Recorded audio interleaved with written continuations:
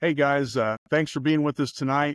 We got a few things we want to cover, and we wanted to start off by saying that this is going to be a mutual effort, a joint effort between a couple of us guys from Base Camp Country Real Estate and the Management Advantage as we look at a very large private property in South Central Alabama that belongs to Howard O'Neill and his family. So Howard is the current owner of the Management Advantage, and his son, William O'Neill, is actively stepping into more of an active role in helping with the Management Advantage on a day-to-day basis and running that operation. William also happens to be a Base Camp Country real estate agent for us in Alabama. We are new to the state of Alabama, and we're excited to be down there. But this joint effort is going to be looking at a property that your family has purchased, father, son here, and you have basically a large blank slate for a lot of opportunity and possibilities of things that take place in the management of wildlife and habitat realm. And we've got Casey Shoopmanan on, that is the producer extraordinaire of the Management Advantage. And we got Al Maddox, who is also a lifelong friend of Chuck Sykes, who founded the Management Advantage way back when. And Al is a veteran, and by golly, we thank you for your service, Al.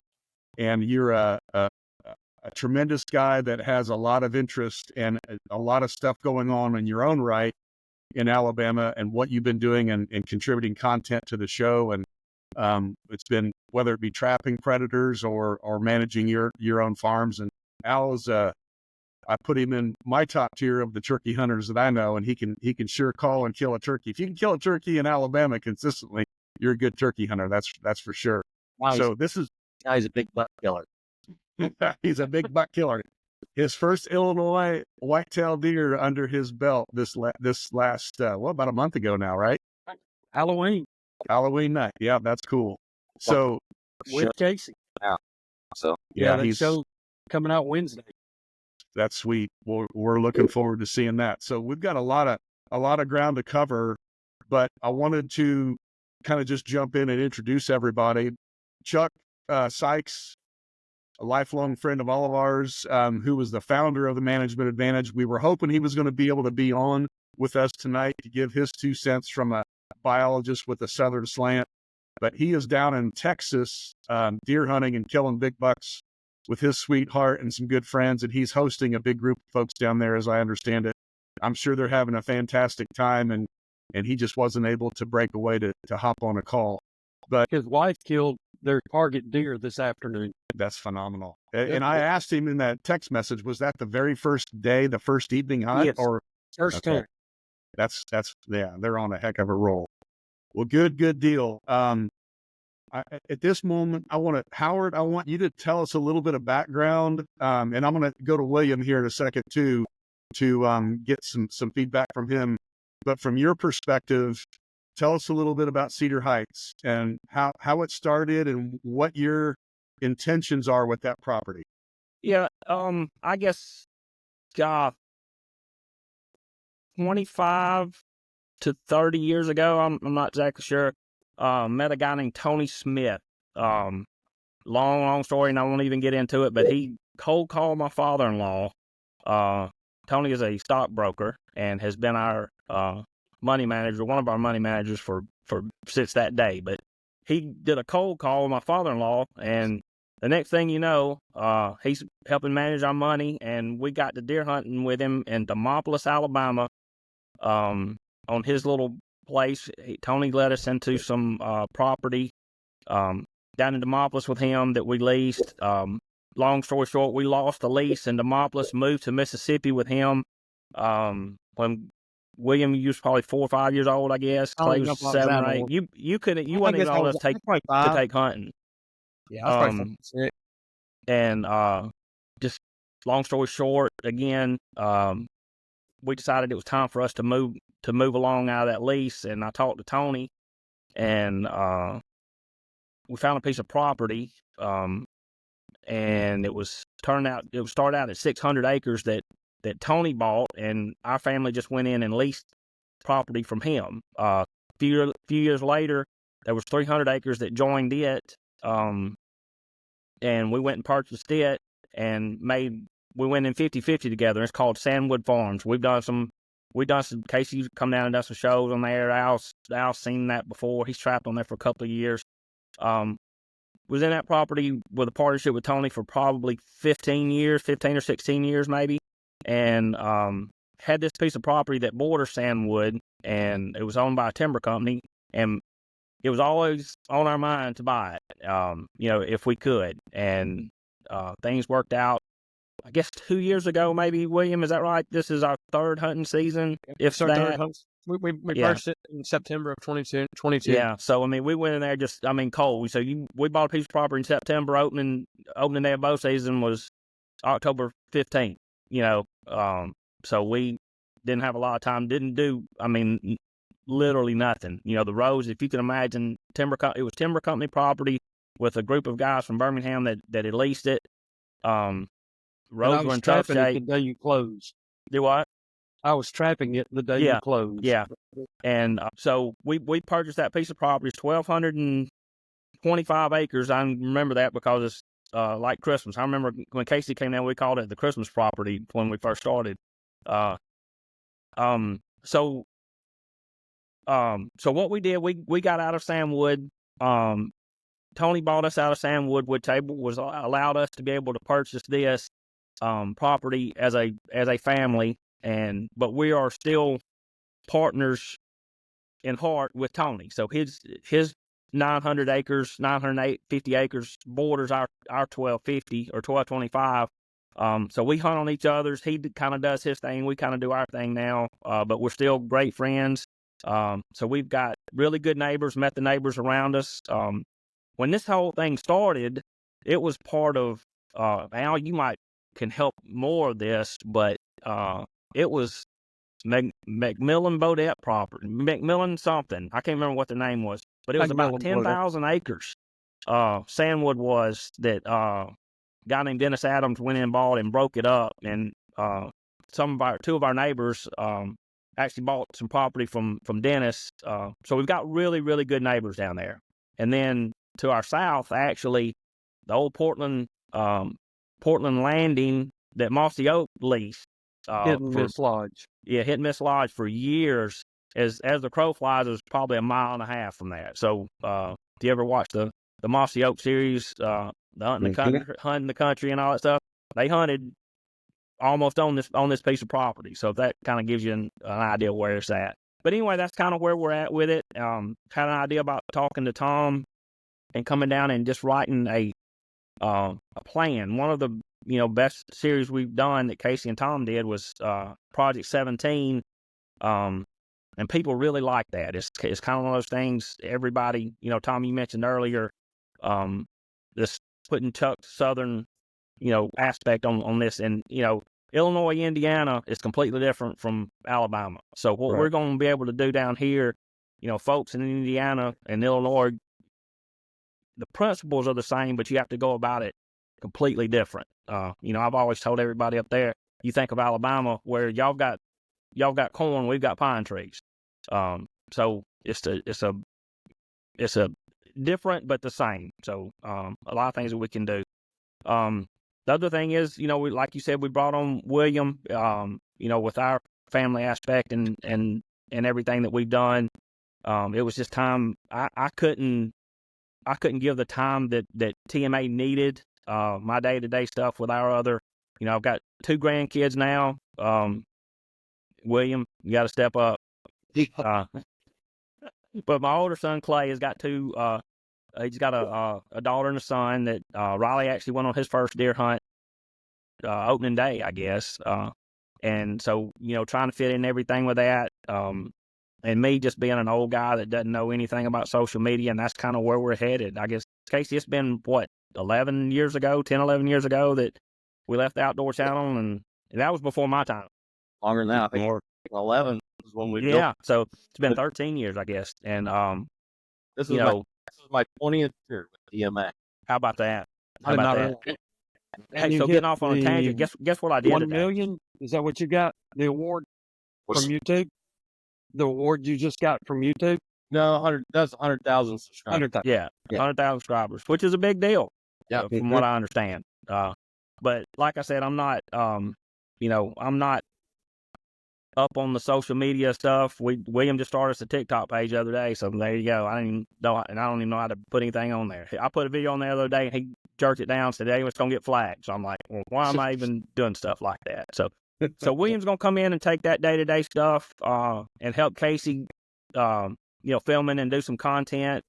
So I'm excited about that. It got William back in, in our he was always kind of in our family business with the golf course that we own, but now he's, me and him going to be working a lot more day-to-day stuff. So I'm excited about that.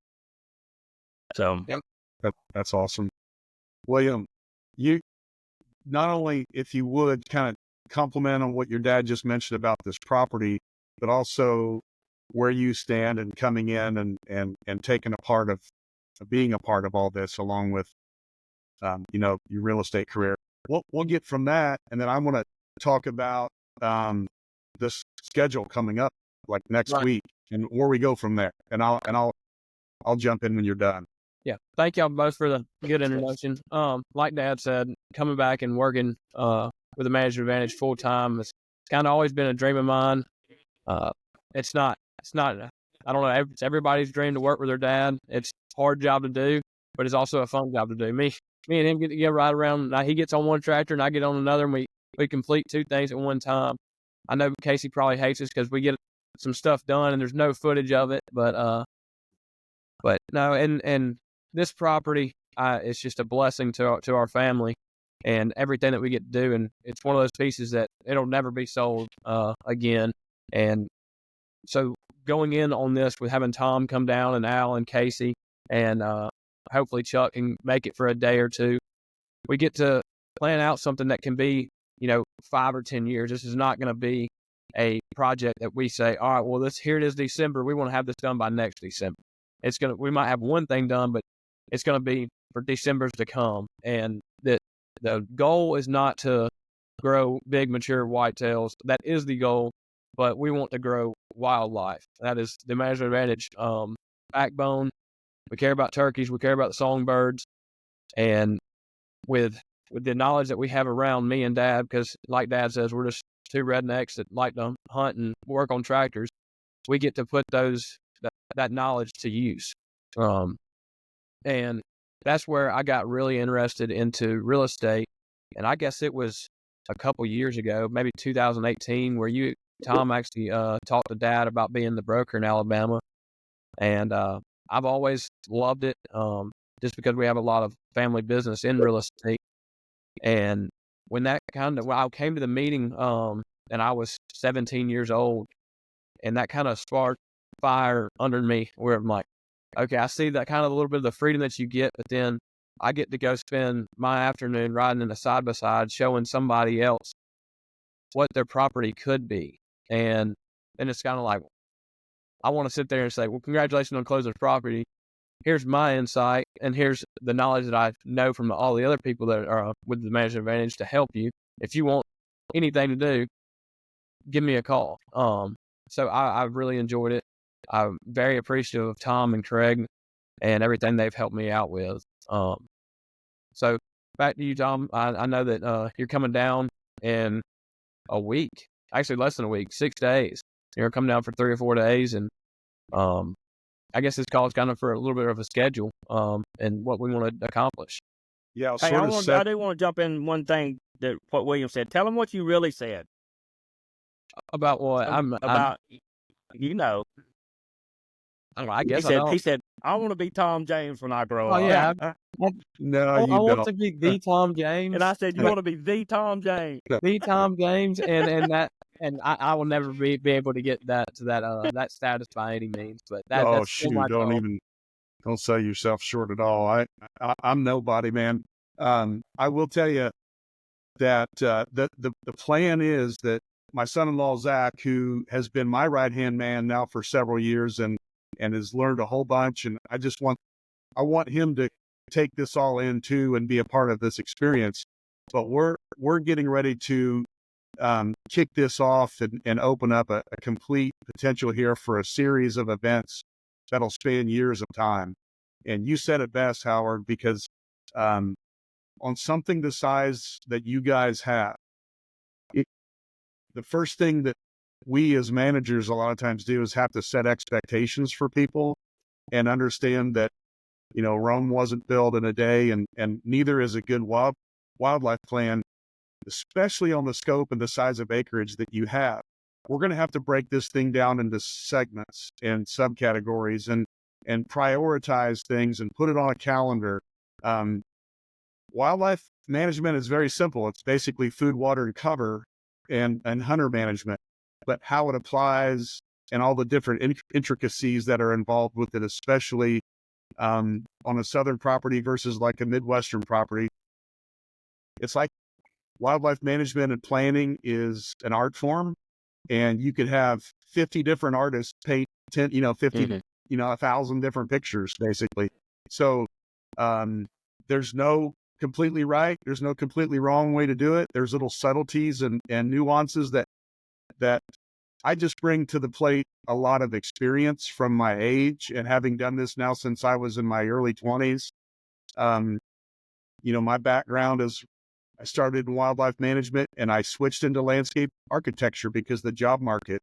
But I always had that wildlife passion, and I continue to do it. Even though my career led me a slightly different path, I still ended up recombining those in the future. But everything that we're going to talk about and do is tried with fire. We've by that I mean it's stood the test of time.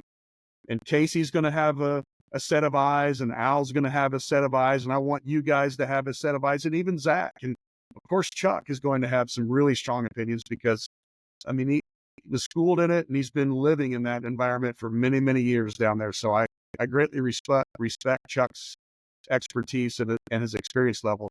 But what will be fun about this is to get all of our heads together, look at this entire project, break it up into segments, put it in calendar, and let you guys have a go at it at your ability to do so. There'll be some benchmarks that say, man, if you can have this done in 6 months, if you can have this done in a year, if you can have this done in 2 years, and then really tracking and monitoring your results that you're getting from that. That's where the TMA comes in too, with being able to capture as much content, because people are hungry for good information. Mm-hmm. And if you can show them the beginning, middle, and even I won't say the end because it never will end, but the latter stages of a management plan as it takes hold, man, that's exciting stuff. Because a lot of guys, there's information out there that you can search and grab at your fingertips nowadays. Not all of it's good, but if you can see it as a result and say, man, that's what my property needs, I can do the same thing that these guys did. That's when it really begins to have true merit and value, where people can relate it to what they currently are dealing with. So I'm excited to be a part of it. Again, my intention is to show up and be open-minded and give you some feedback based on what my experiences have brought to me. But also when we gather all of your data, all of the input from all this whole team, and come back and we put it on paper, we put it on a graphic plan, and we put it on a calendar, you guys will have a series of events to plan ahead of you, and we can hopefully document every bit of it, or as much as possible. So when you guys are on that tractor and each of you are getting something done, I need you to be calling the other guy and saying, where's your dang camera? Because you need to be filming me over here. Right, Casey? Casey's nodding his head. Yeah. Tom, it's so easy to just run out and get something done, and it's a pain in the butt, right? We all agree. It's a pain in the butt to turn on that camera. But what good are we if we don't document it and get to share it with people? Casey, Tom, you go all the way back to 1995 when Chuck started the Management Advantage as CS Wildlife Services. He was building those calendars. And then when Casey got hired, he was filming that whole process. But when he built those management plans, he was laying out a by month and by quarter to-do list for the property owner to accomplish, starting with your limiting or most needed aspects of improvement and working toward your working up that list from the most limiting factor all the way up. And I mean, I was a back seat. Casey had a front seat. I just lived vicariously through Casey and Chuck, but Casey saw it firsthand and filmed it. Yeah, good point, Al. A common, I guess you would say it's a common phrase in deer management is plugging the lowest hole in the bucket. Where are you hemorrhaging your, there he is right there. Yeah. And working in that picture. working your way up and plugging the holes as it goes up. I had a really important thought that just crossed my mind and it jumped out when you sent me that picture or when you showed us that picture. It'll come back to me. But I want Casey to jump in as far as his experience going down there through all these different years, filming with Chuck. And recently also, I say recently, the last 10 years being really heavily involved in predator control work on a lot of your properties down there. So Casey's got a heck of a great eye for this kind of stuff. And Yes. and he's going to have some really valuable insight too. So that area down there, I've got quite a bit of history in that area, even though I'm, born and raised and currently live in West Central Illinois. I lived down in Alabama for 10 years, but we hunted on Portland Landing back when Mossy Oak had it. That'd have been 2005 to 2009 time frame. Mm-hmm. Knew Joe Champion really well. He managed that place down there. And then actually, that's how I met you, Howard, was Yep. you started Chuck and I to come to Sandwood and do a management plan. And we did some management stuff. And then you hired me to trap that place. Probably trapped it for 5 or 6 years, twice a Mhm. year. Eventually got to where I was married and moved back up here. Got kids and I can't travel quite as much. I still do some trapping, but I've kind of turned that over to Al now. Al does quite a few of my jobs that I used to have down in that area. But yeah, I've had some experience in that part of the world and a lot of experience, before Chuck was the director, when he was doing a lot of consulting. I tell everybody all the time that's kind of where I grew up, where I got not necessarily a formal education, but I'm a product of who I've hung out with for the years. Chuck being number one, Tom being right there with him. Me and Tom get to do a lot more stuff here in the last, 10 years together. But, I've learned a lot of stuff from those guys, and then being able to put that into the lens of a camera and articulate it in a way to teach a viewer exactly what we're doing. That's an art form in itself, and can be extremely challenging. The reason it worked so well at Tom's on Project 17 was it was more manageable for us because it was only 17 acres, and we could micromanage every single aspect of that project and put it to film. This is going to be a lot more challenging because we're dealing with a lot more acres. So the most important aspect of this plan, and Tom puts it together and we kind of all put our heads together, is how do we manage our time and not become overwhelmed? Mhm. That's going to be a huge key. This whole thing is managing your expectations, managing your time, and making your time useful for the time that you have. Because I know you're busy. I know William's busy. It's gonna take a lot of manpower, And capturing it for the camera. then of course, yeah. So like when we start production of this, we're looking at.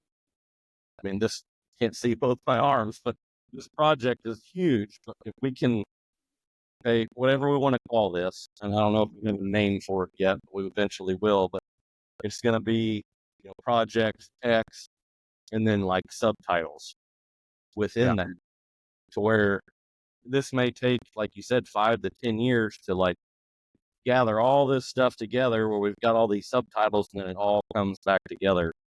And Howard kills 170-inch deer in Southwest Alabama. or South Central Alabama.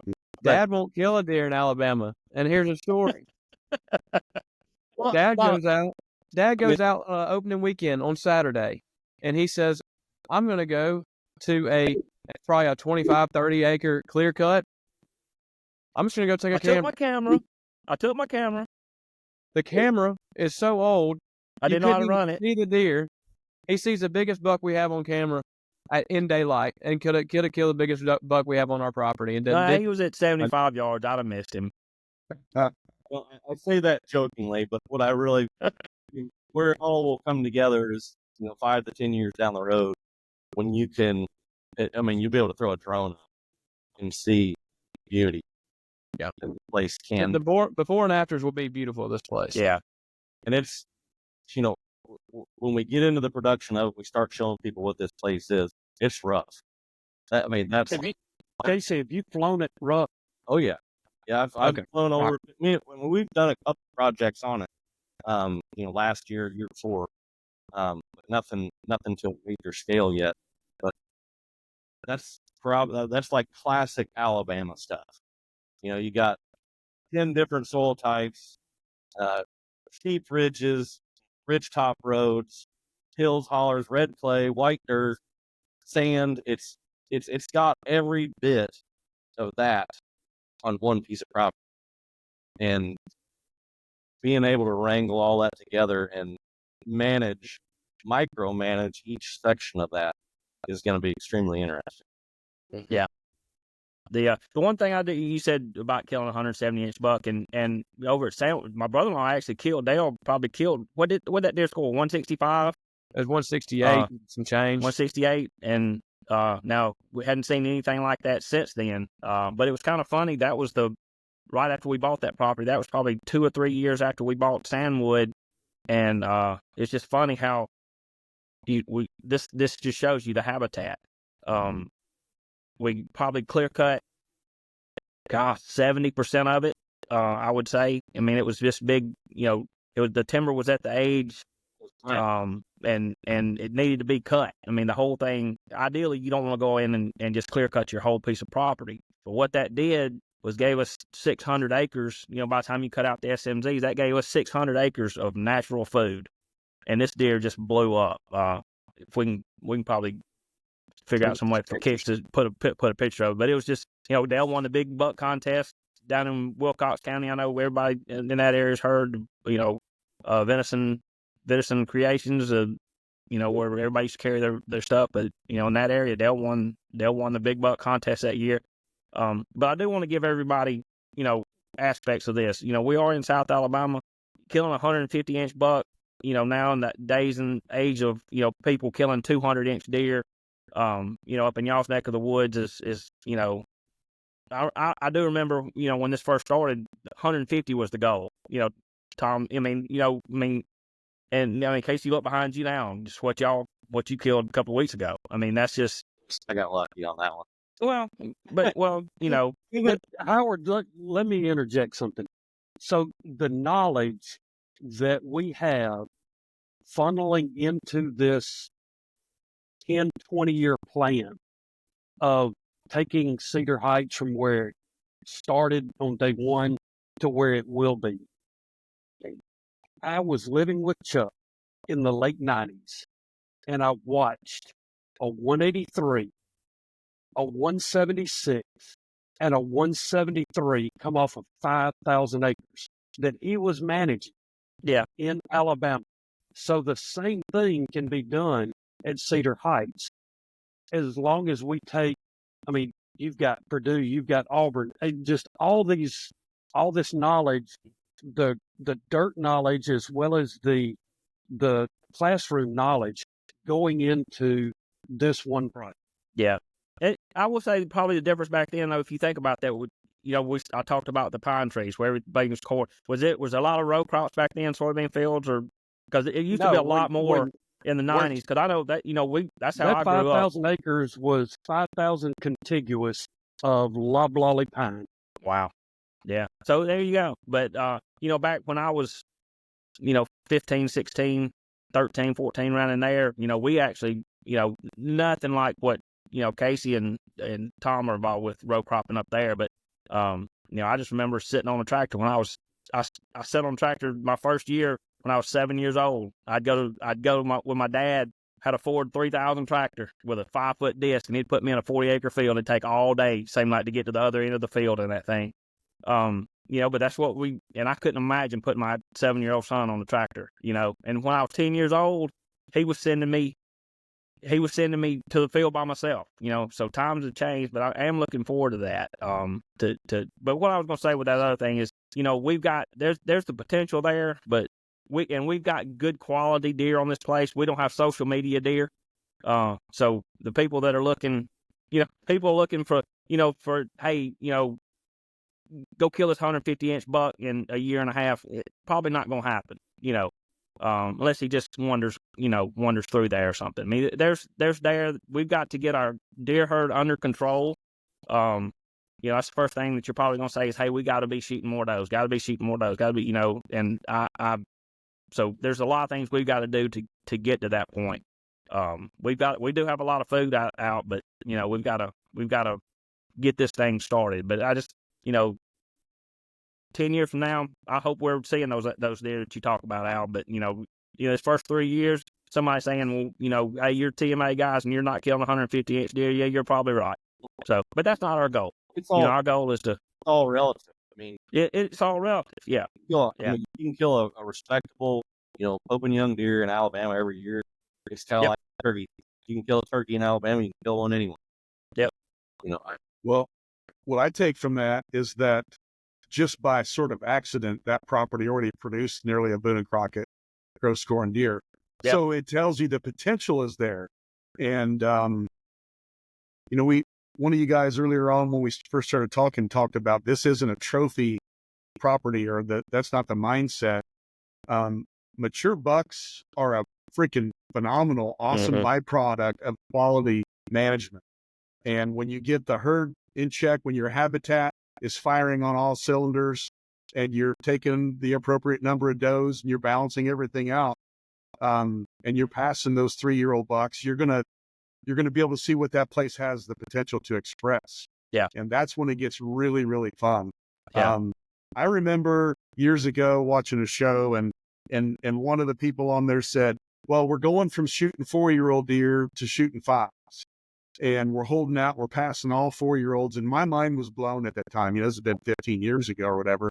I find myself now to the point where, we're passing 4-year-old deer. And I don't hold my kids to that standard, but that's my personal goal. So all those other things that are going to benefit your quail, the turkeys, the rabbits, all the game that are going to benefit as side beneficiaries of this incredible, allocation to resources to everything that lives on that property is going to be fun. You guys said it though a minute ago, Howard. Even on my little less than 200 acres, there's a challenge of taking enough does off every year because we are sucking deer in, holding more deer, we're attracting more deer. And as a responsible manager of that property, a big part of your work goes into assessing and magically through trigger work, is going to be regulating the number of mouths you're feeding every year because you want those resources to be going to where you want it to go. So 3,000 pounds a mouth. There you go. And what you don't realize, so we were on the DMAP program over at Sandwood. We hadn't got on it at Cedar Heights yet. Something we probably need to look into. But we had to kill every year over there. The state guys, told us we need to kill 30 to 35 does. That's not counting bucks. That's just does that we need to kill. So you take that 900 acres. We probably need to kill 40. That's tough. That's a tough Yes, task. it is. It becomes a job, and then you got to figure out how to manage that in a way that you're not blowing up the whole property. Hunting pressure. While you're Right. doing it. That's a job. And that's one thing that we need to and something we can look at. But is our green fields. The access to our green fields are tough. Where's the easiest place to kill a doe is in a green field. Yeah, But if you start shooting every doe, if you start shooting does in a green field, guess what? Yep. Your buck's not going to come out there. So, I'm a huge believer in that. so we got to get stands up. There's just I don't think people understand how hard setting a property up, especially of this size. It just, I mean, I've got two shooting houses right now that need to be put up, but we got to figure out where. That's one thing we got to do is where we're going to put them, how the access is, because just throwing it up, right now on that property, we don't have anywhere to hunt a south wind. You know what the wind does in Alabama? If it's not northeast or if it's not northwest, it's out of the south. So we got 1,200 acres that we can't hunt. And what you tell me, Casey, when I was at your place? What's more important than entry? Exit. Yeah. So, it's going to be a big project for sure, but we're looking forward to it. Yeah. Anybody can plant food plots or maybe do some timber thinning or plant some native grasses and screening, whatever, but you really do have to set it up to minimize impact coming and going. And the more discreet and covert you guys can be throughout your day-to-day goings. Now, obviously, deer get used to farm sounds. The sounds of a diesel engine in a particular side-by-side or truck. But I'm talking when the guns start going off and people are walking into areas that they don't normally go, everything changes. So a big part of what we're going to do is design it to where you guys can pull this off and still keep it as fresh as possible. Yeah. It's super important. It was something I'm like you, Tom. I look at me and Al and, talk about not shooting, letting the older deer walk. That gray and that beard means a lot. It makes it a lot easier, doesn't it? And notice we're the only ones with reading glasses on too. So yeah, because yeah, you're right. Because I'll tell you, William and Clay ain't afraid to pull that trigger. William got so mad at me when not taking my gun the other day, but it was an incredible hunt for me. For a day and a half. Yeah, he was so. So yeah, So now with the age comes forgetfulness too. So I don't know what I was going to talk. Maybe I'll think about it in a minute. But you've got good help. You've got when your sons are at the age where they can help you. I feel blessed because I've got two strong son-in-laws, and sons-in-law, and that's helping me on 200 acres. And William, you got your work cut out for you, bud. I don't know if you know what's gonna. Yeah, you got a lot's about to hit you. Of course, we're gonna piece it up so you don't, again, like Casey said, don't feel overwhelmed. I told him that a few hours ago. Yeah. What will be interesting though is a lot of times on smaller properties, you can do a little bit of everything within a calendar year and make a difference here, there, and everywhere on different topical things. I think there's 14 or so different, maybe, I don't know if they're tracks, but the way that you guys have that map drawn up currently, there's 14 different red squares or different property boundaries. We might look at like a sort of a combination between practices or habitat manipulation versus the blocks of the timber. And maybe, if everything's being done at the same exact time throughout the entirety, it will be hard maybe for you guys to realize the benefits as if we do it, maybe complete a block and do lots of different. So we're going to discuss all those things, but that's part of what we're going to cover next week when we're down there. And I guess Sunday morning, I'm going to hop in a rental car with my son-in-law and Casey, I don't know if it's still cool that you're going to meet us, but we're going to head south in a car. I'm green lighted. We just got to figure out the distance. Great. Al, are you coming over? Annie? I am. Yeah, I'll be there. Good deal. William, you're in charge of cooking. Casey's a good cook. Just as long as I don't have to. Yes, he is. What we could do is everybody could bring their bows and everybody go shoot does or guns. Go get in the woods and shoot guns. You don't have to bring a gun. We got enough guns to we're start a small war. We're in Alabama, William. Every corner. If we can help with some of those 30 does or whatever, I know that you were saying that as another property, but if we can help you with that quota while we're down there, by golly, let's do it. I'm all for that. So I told William when we were talking right after dark that I was going to bring some traps, and I'll throw some traps in the ground. Casey, I can throw that time. We can put some traps in the ground because none of us going to be out riding around at night. And right. Like we can catch a few. get ahead of my late winter trapping. Yeah. Let the steel do some work while we're doing something else. Yeah. Maybe the it. hog trap again. There's plenty of hogs down there too. Man, it's so hard to catch those hogs right now because everywhere you look, there's a corn pile in Alabama. Every 150 yards, and those hogs, you can't do anything with them right now. You still got red oak acres spread out everywhere. That trout's been sitting there for 2 months.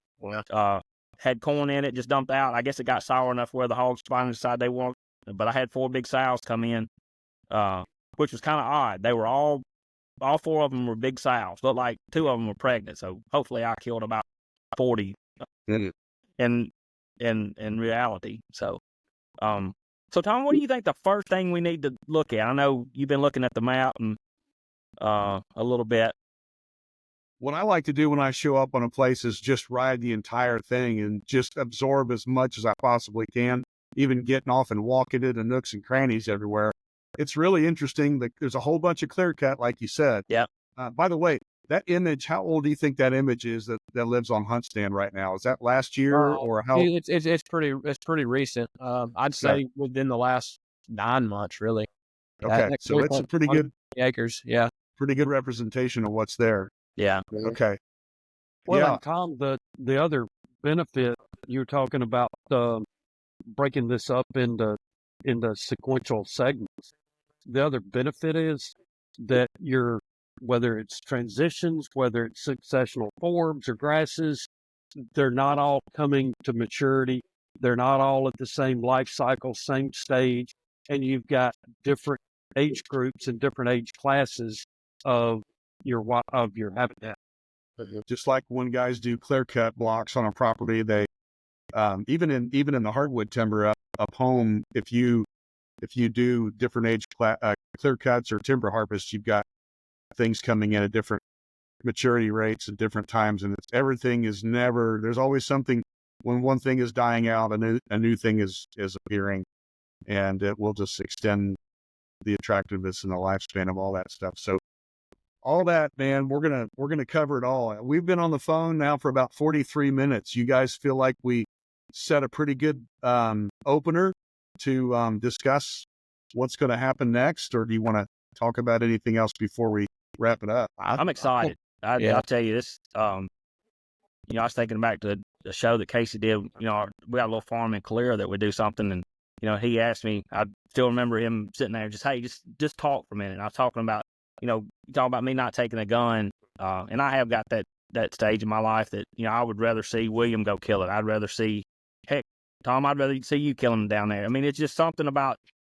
I love my bulldozer. I love my skid steer with my Vail equipment. I mean, it's just that's my passion is doing that and figuring out how to,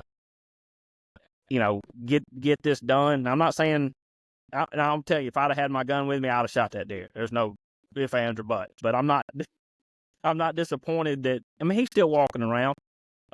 So and I'll be tickled to death if anybody kills him. So, but that's my. Do what? Still trying to figure out how you didn't have a gun with you during rifle season. I didn't take it. I told William. He didn't have a gun when he pulled up on 40 pigs either. Yeah, that's true. Yeah. So, and I'll tell you exactly why I didn't, because William had, so it was opening day of gun season. So William had hunted that field, the afternoon before, and we've got two good little 10 points. So 10 points in Alabama are kind of an anomaly. There's these 110-inch 8 points everywhere. You can kill one of those. There's no problem killing those. And even some of our 4 or 5 year old 8 points. I mean, man, you get them to 120. That's still a big deer. Around here right now. Here, and they're all pretty dang special. Yeah, yeah. But so William had hunted it, and he's sending these texts. I've got the 10 point, but I can't see him. So really, what it did, I didn't want. And we just can't get that deer. We think he's 3 years old. He's a beautiful little buck, and I didn't want to be tempted, so I didn't take my gun. So that's what it was, and so goes along with PMA's motto. Yep. Age over antlers.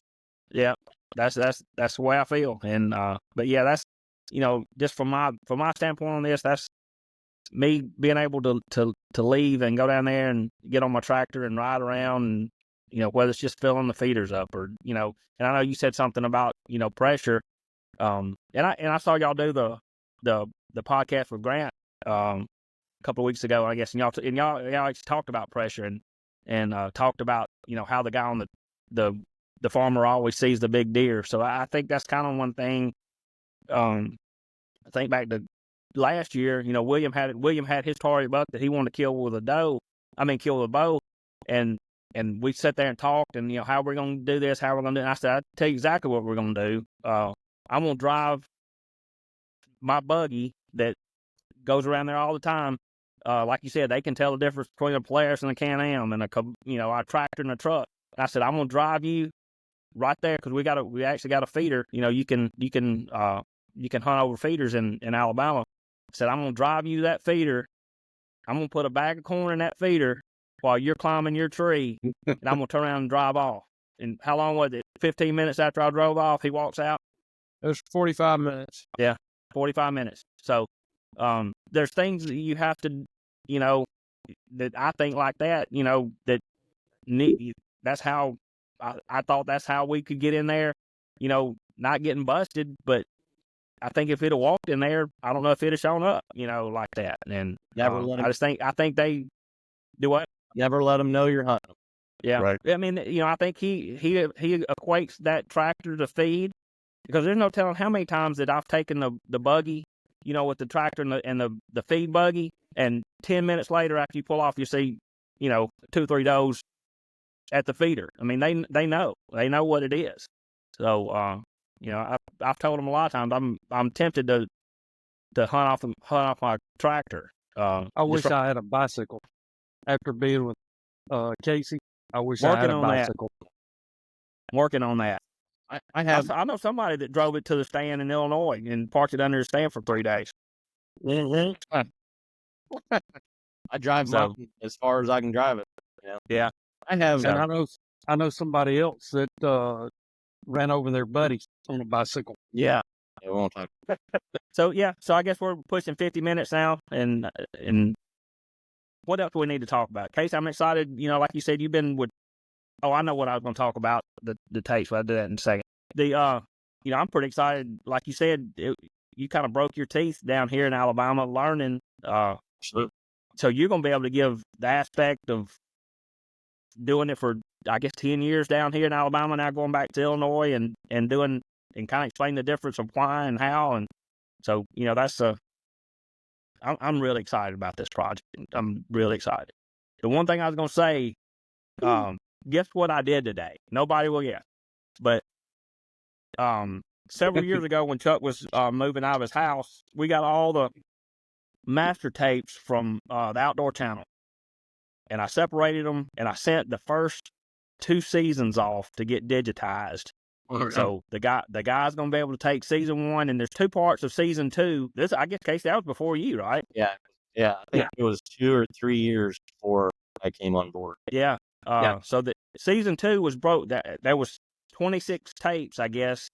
So I guess there was 2, a fall season and then a summer, spring season of that year or something. That was the only one that was like that. But the guy's I've got all 10 seasons of TMA, the old Outdoor Channel stuff, that we're going to be able to go back and look, and hopefully it's going to be good enough quality that we can show some old clips. Tom, you see your girls in there? Yeah. You got when they were so little. How old were they? When Goodness gracious, they will. Remember we filmed Lauren kill her first turkey. Yeah, she would have been right around 12 years old, I believe. Yeah. She was in one of your shirts, and it looked like a circus tent on her. I remember that, seeing that. So I can remember going with Chuck out to Texas on the King Ranch, working on a PhD student study and filming with a ginormous camera, and cannon netting deer. Working with QDMA and So I'm really excited about that. Now I hope that little project turns out good. So That's cool. But anyway, so y'all are leaving Sunday, gonna get down here. Yeah, 8 8 or so hour drive. Gonna make sure the rental car is all confirmed and situated tomorrow, and tell them it's a one-way deal. Maybe we might be coming back a different way. I don't know yet. So yeah, we got that planned. okay, as long as the weather cooperates. So, but we'll kind of watch that and Figure look out a forward to it. location, William, and I'll bring my saddle and go climb a tree. Absolutely. We can make that work. Cool. Thank y'all for getting on this call. This has been fun. We need to do this more often, just in general. you bet.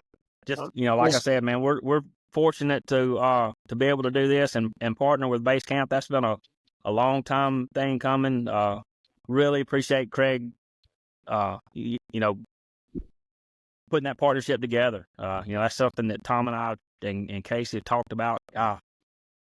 5, 6, 7 years, I guess. And it's just kind of, now with, like I said, with William coming in and being an agent, kind of all fell into place, and looking forward to get the growing that relationship, and whatever we can do to help y'all out on the podcast or whatever, like that, we'll be glad to do it. Feel free to use any of this, like you want to, and appreciate you hosting this for us, because I couldn't have done it.